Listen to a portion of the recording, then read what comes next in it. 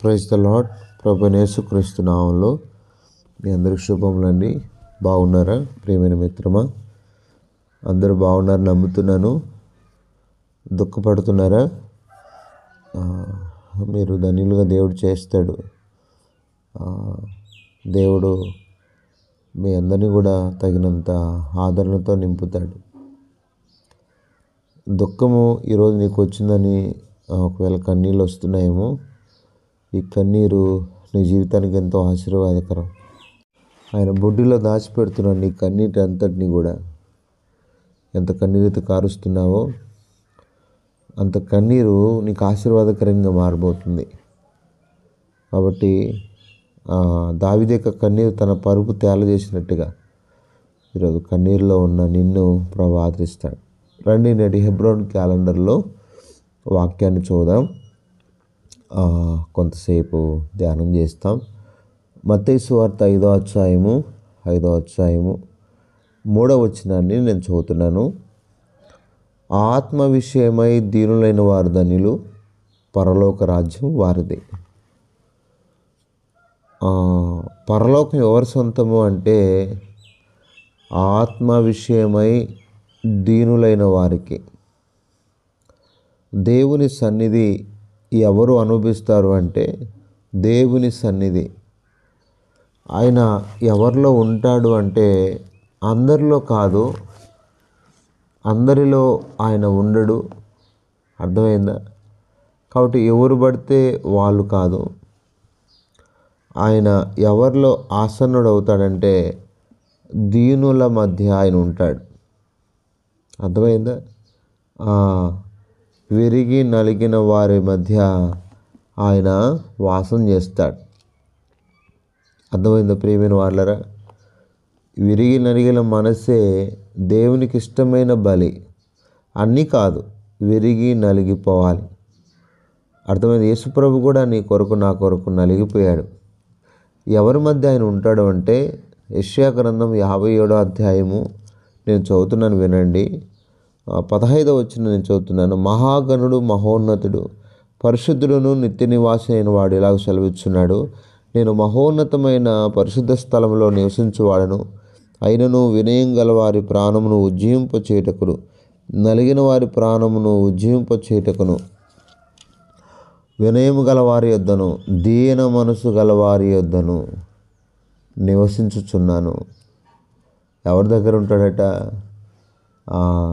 దీన మనసు ఉండాలి. అర్థమైందా?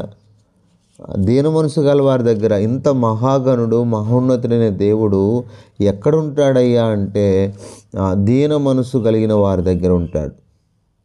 అర్థమైందా? అదే యెషయా గ్రంథం 66వ అధ్యాయము 2వ వచనం. అవన్నీ నా హస్తకృతములు, అవి నా వలన కలిగినవని యెహోవా సెలవిచ్చున్నాడు. ఎవడు దీనుడై నలిగిన హృదయం గలవాడై నా మాట విని వణుకుచున్ననో వాడినే నేను దేవుడు నిన్ను చూస్తాడు కూడా అండి. ఎవడు దీనుడై నలిగిన హృదయం అనగా దీనుల దగ్గర దేవుడు ఉంటాడు. వాడిని దేవుడు చూస్తాడు. చూడటమేనా? ఈ దీనులకు దేవుడు ఏం చేస్తాడు? రండి, పేతురు గారు రాశారు తన పత్రికలో. ఏం రాశారు అంటే నేను చదువుతాను, మీరు చక్కగా ఆలకించాలని మనవి చేస్తున్నాను. ఇలాంటి దీనులకి దేవుడు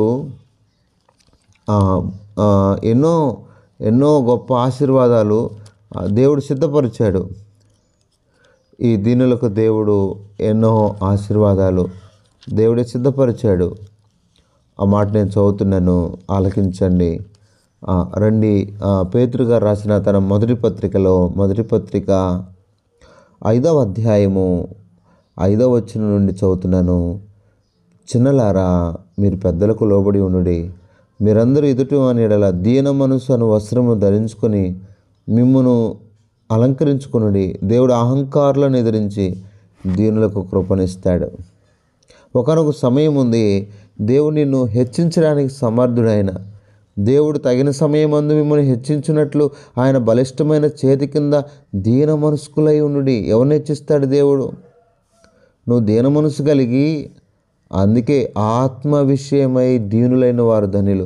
దేవుని నిమిత్తమును నిన్ను తగ్గించుకొని ఆ దీన మనస్సు యేసు ప్రభు మనసు ఎలాంటిది? దీన మనసు.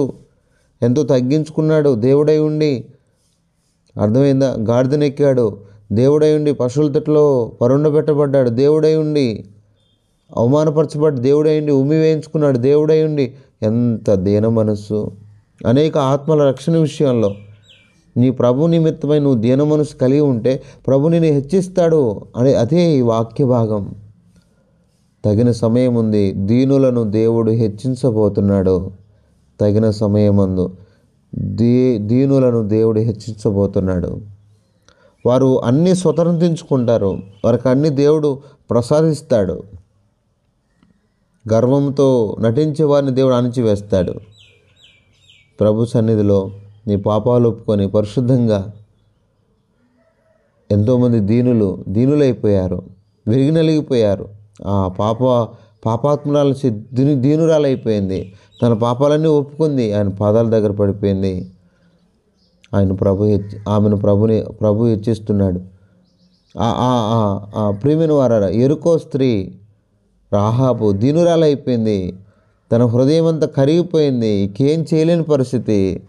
రాహాబును దేవుడు ఎంత హెచ్చించాడు, అర్థమైందా? రూతు దీనురాలైపోయింది. ఇక లోకాశలు లోక ఇచ్చలు లేవు, ఇక దీనురాలైపోయింది. దేవుడు హెచ్చించాడు. యాకోబు దీనుడైపోయాడు. ప్రభువా ఇక నా వల్ల కాదు. ఆయనకు లోబడ్డాడు, ఆయనకు భయపడ్డాడు, ఆయన పాదాలు పట్టుకున్నాడు. దీనులను దేవుడు హెచ్చిస్తాడు. నిన్ను కూడా ప్రభు హెచ్చిస్తాడు. బాధపడకు. రండి ప్రార్థన చేస్తాం. పరిశుద్ధమైన తండ్రి, కృపగలిగిన దేవ స్తోత్రం. నువ్వు ఇచ్చిన ఈ గొప్ప కృపను బట్టి స్తుతిస్తూ, దీనులను ఆదరించు దేవా, దీనులను హెచ్చించు దేవా, దీనులలో నివసించే దేవా, నా ప్రభా, దీనులను ఉజ్జీవింపజేసే దేవా నీకు స్తోత్రాలు. మా ప్రియులందరినీ కూడా దీనులను కటాక్షించే దేవా నీకు స్తోత్రాలు. మా ప్రియులు ఎంతమంది అయితే నీ పాదాలు పట్టుకుంటున్నారు, ఏ పరిస్థితిలో ఉన్నారు, తగిన సమయం ముందు వారిని హెచ్చించండి, సహాయం చేయండి. మా ప్రియుల యొక్క ప్రార్థన అవసరాలని ఆశీర్వాదకరంగా చేయండి. అందరినీ కూడా దీవించండి, మీరే మహిమ పొందమని ప్రభా. మా ప్రియులందరికీ అవసరత లెక్కలు తీర్చి మీరే మహిమ పొందమని మహిమ ఘనత ప్రభావాలను తెలియజేస్తూ యేసుక్రీస్తు వారి శ్రేష్టమైన నామములో ప్రార్థించని వేడుకొనుచున్నాము తండ్రి. ఆమేన్.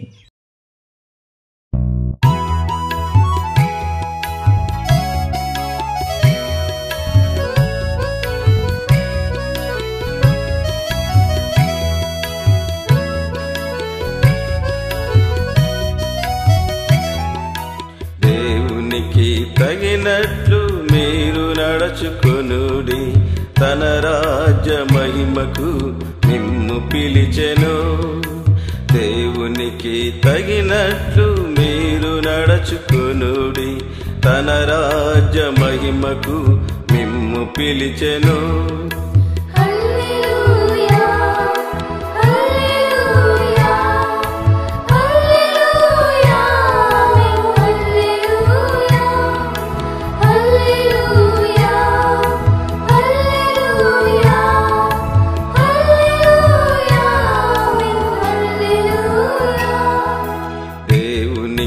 తగినట్లు మీరు నడుచుకొనుడి, తన రాజ్య మహిమకు మిమ్ము పిలిచెను. దేవునికి తగినట్లు మీరు నడుచుకొనుడి, తన రాజ్య మహిమకు మిమ్ము పిలిచెను.